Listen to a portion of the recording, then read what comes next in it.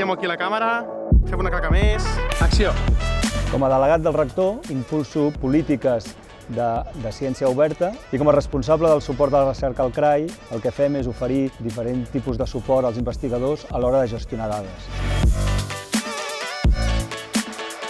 El projecte Surfing for Science pretén determinar l'abast de la contaminació per plàstic a la zona costanera marina mitjançant la col·laboració de ciutadans en la recollida de mostres.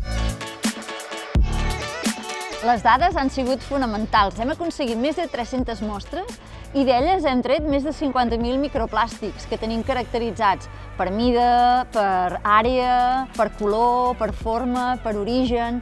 Llavors, totes aquestes dades les tenim penjades en el repositori digital de la Universitat de Barcelona, també es poden descarregar d'aplicacions web virtuals i les tenim també penjades a les xarxes socials, per exemple, al nostre perfil d'Instagram.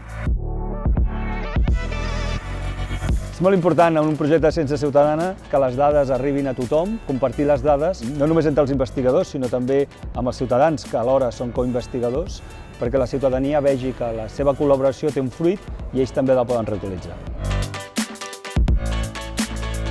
El pont entre la recerca i les persones. Per construir un món millor. Molt bé, no? Perfecte.